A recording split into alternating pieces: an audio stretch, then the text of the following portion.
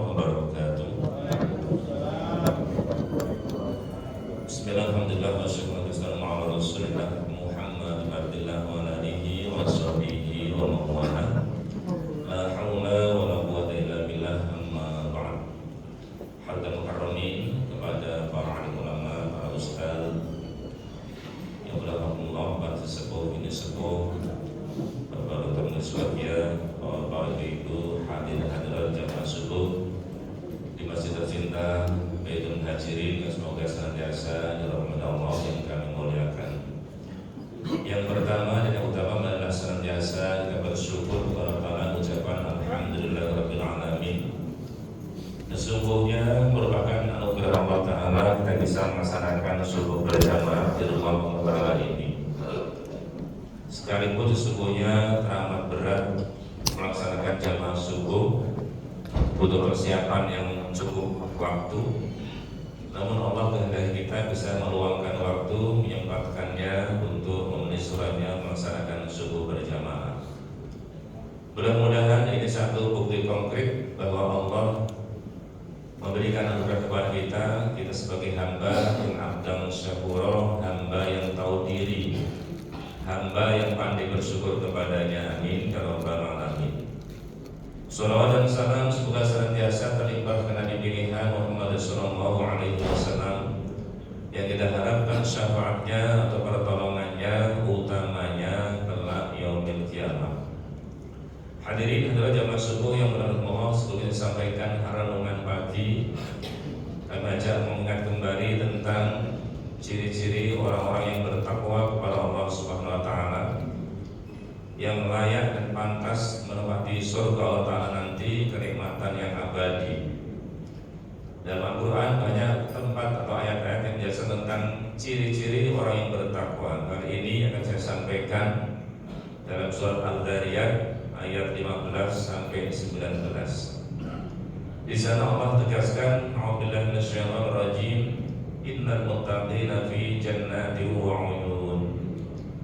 Sesungguhnya orang-orang yang bertakwa itu kelak di akhirat itu menempati beberapa kebun-kebun yang indah, yang luas sekali, wa 'uyunin, dan beberapa mata air yang luar biasa.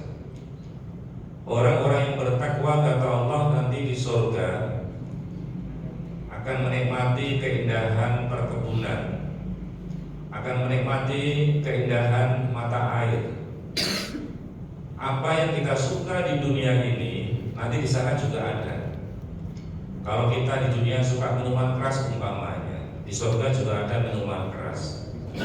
Bedanya kalau di dunia baunya gak enak. Minuman keras di dunia bikin orang mabuk. Kalau di surga tidak, baunya enak, bikin orang sehat dan tidak mabuk. Bedanya di situ. Di dunia kita suka keindahan perkebunan Cisarua sana, Bogor, Kebun Raya Bogor, senang kita melihatnya. Di surga juga ada. Kita di dunia suka mata air, keindahan alam, di sana juga ada. Tapi beda jauh sekali, bukan perbandingannya. Buah-buahan di dunia kita suka, buah yang masih segar, kita suka sekali. Di surga buah-buahan juga ada. Bedanya kalau di dunia buah-buahan kalau nggak di kulkas akan busuk. Di kulkas itu juga rasanya berubah. Kalau di surga buah-buahan itu makin hari makin enak. Makanan makin hari makin enak. Jadi antik, tidak ada barang yang busuk. Itu surga. Maka Nabi menggambarkan isinya surga yang pasti, walaupun kesenangannya juga sama yang kita ada di dunia ini. Kata Nabi, mala ainun ra'at, mata kita tidak pernah melihat keindahan surga itu. Kalau kita sering lihat ke Bogor, secara ke Puncak, di surga ada, tapi tidak seperti itu, jauh, tidak ada bandingannya. Walau udhunun sangat, telinga kita tidak pernah mendengarkan. Di dunia kita suka mendengarkan musik Michael Jackson umpamanya. Di sana ada musik, tapi jauh, jangan disamakan dengan musik di dunia ini. Wala khatara ala qalbi basar, isinya surga itu hati kita tidak pernah berbisik. Jadi belum berbisik, itu artinya surga. Belum pernah kita bayangkan. Jadi Allah betul-betul tahu betul dengan keinginan kita, selera kita tahu betul. Bedanya di surga adalah abadi, di dunia adalah fana, fata morgana, kamuflase itu dunia. Orang-orang yang bertakwa kepada Allah, kita tahu semuanya pengertian takwa pasti imtisarul awamir wastinabun nawahi, menjalankan perintah-perintah Allah tentunya sesuai dengan kemampuan kita, meninggalkan larangan secara totalitas. Kalau perintah itu sesuai dengan kemampuan. Saya mampunya hanya sholat 5 waktu saja, silakan, nggak apa-apa. Saya mampunya hanya puasa Ramadan saja, silakan, nggak apa-apa. Takwa itu sesuai dengan kemampuan. Tapi kalau sudah meninggalkan larangan harus secara totalitas. Walaupun prakteknya secara gradual pelan-pelan, saya masih bisa menjalankan kemaksiatan yang ini. Sementara apa? Pelan-pelan, seluruh kemaksiatan, seluruh dosa harus kita tinggal. Kalau terjebak dalam dosa, segera bertobat kepada Allah. Itulah orang yang bertakwa kepada Allah Subhanahu wa ta'ala. Akhirina ma atahum rabbuhum, kata Allah, mereka semuanya menerima ganjaran, bahasa kita upahnya, jerih payahnya di dunia ini. Ternyata pahala sholat 5 waktu itu ada, ganjarannya sedekah itu ada, ganjarannya menolong sesama itu ada, ganjarannya silaturahim itu ada, ganjarannya menjaga kerukunan, kekompakan, kebersamaan itu ada semuanya. Berbeda-beda modelnya pahala itu, bermacam-macam ragam ganjaran itu ternyata.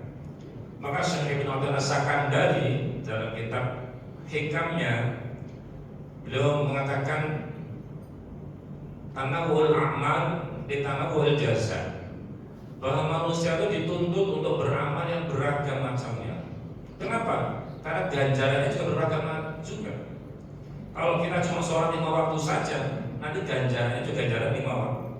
Tapi kalau seluruh kebaikan kita kerjakan, sholat wajib dikerjakan, ibadah sunnah dilaksanakan, zakat dikeluarkan, sedekah juga tidak ketinggalan, silaturahimnya, sholawatnya, baca tasbihnya, wiridnya, baca Qur'annya, seluruh kebaikan kita kerjakan, dan pahalanya juga beragam macam modelnya. Karena Allah juga sudah sediakan semuanya itu.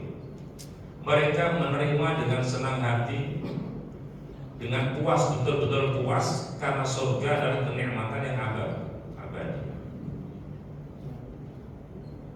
Lalu orang yang bertakwa yang pantas menikmati surga Allah bagaimana? Di situ ada sisi yang pertama, innahum kanu qabla dzalika muhsinin. Orang-orang yang bertakwa yang pantas menikmati surga Allah itu sebelum dia masuk surga, dulunya waktu di dunia yang sekarang kita rasakan ini, muhsinin, mereka orang-orang yang berbuat ihsan. Mereka orang-orang yang senantiasa berbuat baik. Kalau diajak melakukan kebaikan senang banget. Pokoknya asal bagus segera. Kebaikan-kebaikan dia senang banget pokoknya. Mendukung, kompak kalau urusan kebaikan. Ayo ngaji segera. Ayo sedekah segera. Ayo bangun masjid segera. Ayo tolong orang yatim segera. Dia senang banget, gemar betul kalau diajak berbuat baik. Kamu kok berada di kamu sini. Mereka sebelumnya masuk surga, berarti di dunia gemar melakukan kebaikan. Pertama. Yang kedua, ciri orang yang bertakwa yang pantas masuk surga dalam surat Al-Dzariyat ini, kamu qalilan minal laili ma yahja'un. Kamu qalilan, mereka adalah sedikit, minal laili dari sebagian malam, ma sangat sedikit sekali, yahja'un mereka tidur. Orang-orang yang bertakwa kepada Allah yang pantas menikmati surganya kelak, itu kalau malam tidurnya sedikit. Kalau kita kira-kira bagaimana? Tidurnya sedikit, apa sedikit tidur. Orang-orang yang bertakwa itu tidurnya sedikit kalau malam. Ngapain mereka nonton bola? Enggak juga. Sholat sunat, berzikir, mungkin baca Al-Quran, tadarruk, mendekatkan diri kepada Allah Subhanahu wa ta'ala. Bahkan ulama besar yang terkenal, siapa itu? Syekh Abdul Qadir Al-Jailani di Baghdad sana. Dulu waktu hidupnya beliau senantiasa wa kana yusalli subha bi wudu'il isya hadhihi muddata kullaha. Syekh Abdul Qadir itu kalau sholat subuh pakai wudunya sholat isya. Dan ini sepanjang hidupnya sampai wafat. Kita bisa nggak sholat subuh pakai wudunya sholat isya? Mungkin bisa sesekali. Kan sholat subuhnya jam 4, subuhnya jam 4 5 menit umpamanya. Sholat subuh pakai wudu. Beliau sholatnya di awal waktu. Seperti kita di Jakarta ini, sholat isya di awal waktu. Kemudian subuhnya pakai wudunya sholat berarti semalam suntuk beliau tidak tidur. Ngapain beliau berzikir kepada Allah? Dalam manakibnya itu baca Asmaul Husna ulang-ulang terus. Dia mengingat Allah Ta'ala di sepanjang malamnya. Dan rata-rata kekasih Allah itu begitu. Wali-wali Allah adalah begitu, tidurnya sedikit. Maka Aisyah pun juga kagum dengan suaminya. Ya Rasulullah, anak Musa yang Rasulullah ibadahnya luar biasa kalau malam kayak begitu. Apakah Rasulullah pernah sehari, tidak pernah tidur? Jawabnya, ya Aisyah, nahnu ma'asyarul anbiya tanamu a'yununa wala tanamu qulubuna. Aku, Aisyah, dan para nabi yang lain juga sama. Kalau mata kepala terkadang tidur, tapi kalau urusan mata hati tidak pernah tidur. Mata kepala nabi-nabi itu kadang-kadang tidur, kata Rasul, tapi mata hati tidak pernah melek, berjaga, zikir kepada Allah Subhanahu. Kita kalau sudah tidur berboro mata hatinya mau zikir kepada Allah. Kelas-kelas Nabi senantiasa berjaga ingat Allah Subhanahu. Sekurang-kurangnya buat kita kalau malam jangan banyak begadang. Udah umur 40 ke atas, 50 ke atas masih main gaple di pos-pos umpamanya. Itu kan buang-buang waktu. Kalau untuk anak SMP masih mendingan yang saat tidak taruhan. Kenapa tidak berzikir kepada Allah, bertasbih, bersolawat, istighfar, mengakhiri hidup dengan kebaikan? Ini kan luar biasa. Kata Nabi, wa innamal amal bil khawatim. Amal manusia yang paling penting ujungnya. Mungkin dulu tukang maksiat hidup di lubang hitam, tidak apa-apa masa mudanya. Sudah sepuh, tinggal sujud kepada Allah Subhanahu. Maka itu harapan kita. Tidurnya kalau malam sedikit, tapi buat ibadah kepada Allah. Kanu qalilan min al-laili ma yaj'un. Wabil ashari hum yastaghfirun. Yang ketiga, ciri orang yang bertakwa di sini, kalau waktu sahur mereka istighfar. Tadi meleknya banyak untuk berzikir. Di ujung-ujung waktu sahur mereka yastaghfirun, beristighfar kepada Allah. Allah minta ampun kepada Allah. Astagfirullahaladzim atau Sayyidul Istighfar. Satu masjid ini saya yakin betul masjid hafal semuanya Sayyidul Istighfar. Diulang-ulang. Ya paling pendek astagfirullah, astagfirullah, astagfirullah. Diulang-ulang di ujung malam atau di waktu sahur. Itu ciri-ciri orang yang bertakwa kepada Allah. Dan inilah menjadi sababiah Allah akan menangkal atau menghilangkan musibah dari tempat itu. Karena di masjid, di rumah masih banyak orang yang istighfar kepada Allah di waktu sahur. Wabil ashari hum yastaghfirun. Di waktu sahur mereka gemar istighfar kepada Allah. Allah minta ampun kepada Allah. Menyadari, mengakui bahwa kita banyak dosanya. Jadi merasa banyak dosa lebih bagus ketimbang merasa fala tuzakku anfusakum. Anda jangan merasa suci, tapi merasa salah di hadapan Allah. Ini luar biasa. Kita ingat Nabi Yunus ketika dimakan oleh ikan, sadar diri kalau sudah melakukan kesalahan, putus asa dalam berdakwah, akhirnya Allah ngasih ujian dimakan ikan besar. Di situ baru sadar. Apa yang dikatakan Nabi Yunus? La ilaha illa anta subhanaka inni kuntu minal. Tiada Tuhan selain Engkau ya Allah, Maha Suci Engkau. Ini sesungguhnya kuntu aku minal dzalimin, termasuk orang-orang yang zalim. Saya termasuk orang-orang yang zalim ya Allah. Mengakui diri sebagai orang yang zalim ini yang bagus di hadapan Allah Ta'ala. Ketimbang merasa bersih di hadapan Allah, langsung disebut Allah Ta'ala, ditolong Allah Ta'ala. Hadirin dari Allah, di waktu sahur banyak istighfar. Itulah model-model ciri-ciri orang yang menempati surga Allah Ta'ala nanti di yaumil qiyamah. Yang terakhir, wa fi amwalihim haqqul lis-sa'il wal mahrum. Ciri-ciri orang yang bertakwa yang keempat dalam surat Al-Dirat ini, wa fi amwalihim, di harta-harta mereka hakun, mereka sadar betul ada haknya. Di harta mereka ada haknya untuk siapa? Lis-sa'il, buat orang yang minta-minta, wal mahrum, dan orang yang butuh tapi tidak minta-minta. Mohon maaf, orang yang tidak punya atau orang miskin kita katakan itu ada model dua. Ada orang mau miskin yang bahasa kasarnya mengemis, ada yang tidak. Ini dua-duanya harus kita perhatikan. Kadang-kadang kita tidak, yang diperhatikan cuma yang minta-minta saja, sepanjang jalan sambil ngamen minta, kita perhatiin. Ada orang-orang yang sebenarnya dia butuh tapi tidak pernah minta ke kita. Ini juga harus kasih perhatian juga. Banyak sekali orang yang butuh tapi tidak minta. Kenapa tidak minta? Ifah namanya, menjaga diri.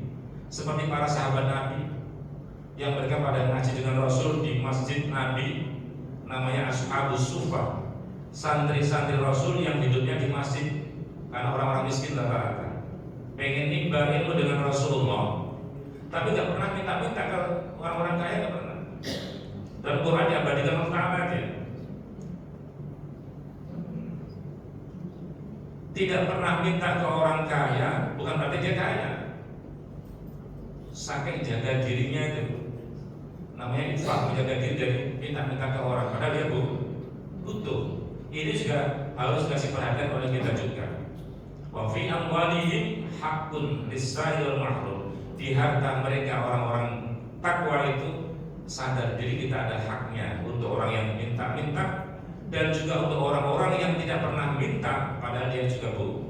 Karena yang minta-minta malah orang yang kaya raya. Karena kan ya, di sepanjang jalan kelihatannya kakinya hilang satu, padahal ditekuk katanya. Ditekuk, dia minta rumahnya di kampung sana mewah. Ini kan juga bisa dibilang nipu-nipu kita nih ya.